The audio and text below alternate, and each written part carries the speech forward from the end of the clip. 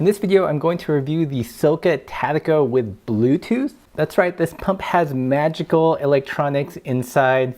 Find out what I like and dislike about it in this video. Welcome back, Pathless Peddlers, and if you're new to the channel, if you love bikes but don't race and are into things like 650B bikes, gravel bikes, touring bikes, basically the supple life, then you have found your people. Consider subscribing. A couple weeks ago, I reviewed the Silca Tattico analog version, which in my opinion is one of the best mini pumps out there. Silca also has this Bluetooth enabled version that they sent me to give you guys my thoughts on. Once again, like all my other reviews, this is a independent bike review. I'm not getting paid by Silca for what I'm about to say. And this is all made possible by you guys. So if you guys appreciate these independent bike reviews, consider supporting the channel via the PayPal links below. So Silca Tattico Bluetooth, essentially the same as the analog version, but a couple key differences. So one of the key visual differences is it does have a Bluetooth icon letting you know that it does have some kind of magical gauge inside. Another key difference is in the knurled handle, there are these little gaps, and when you pump, you feel air kind of leaving these gaps. I assume that this is part of whatever pressure measuring gauge is in here that needs to release some air so it can measure the air pressure. On the bottom cap, you'll see that this O-ring is gray instead of black, and inside it houses a battery. The pump does come with a watch style battery, so you can use it straight from the get-go. In terms of use, it acts just like the analog version. It's got an extending hose, it's got a locking chuck.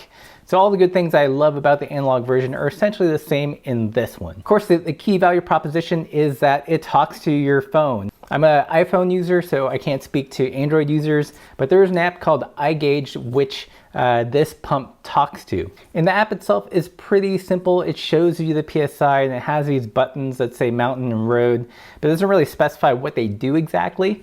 One interesting feature is you can set a high limit, so as you're pumping, when you hit that high limit, it starts to beep, letting you know that you've achieved your ideal tire pressure. So I did do some back-to-back testing, pumping up a WTB Horizon Byway tire, 650B by 47, and I used both the analog and the Bluetooth enabled pump.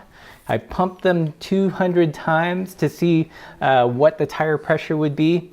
And interesting things, I did the test twice and I found that the analog version was actually a little bit more efficient. It got me up to about 24 PSI, whereas the Bluetooth version lost about 4 to 5 PSI with the same number of strokes. And this kind of makes sense because as you pump with the Bluetooth version, you do feel some air escaping, activating whatever sensor is inside the pump. So there is a loss for knowing exactly what your tire pressure is. So that's it for the basic overview. What do I like and dislike about it?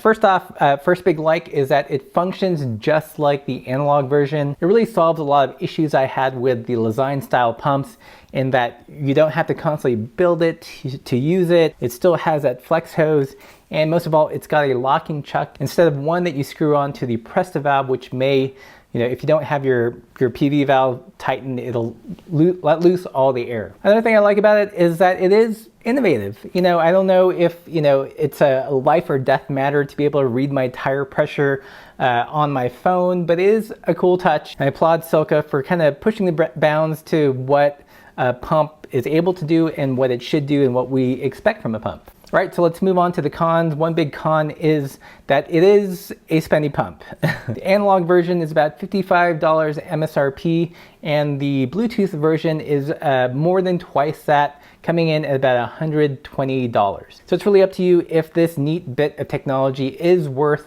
the money. Another dislike on a little bit more on the practical scale is that I was a little bit bummed that it wasn't as efficient as the analog version. It makes sense, you know, the air has to be released somehow so it can be measured. And while it wasn't off by many PSI, maybe about 4 PSI, in terms of percentage of overall air volume, that's quite a bit. All right, so who is this pump for exactly?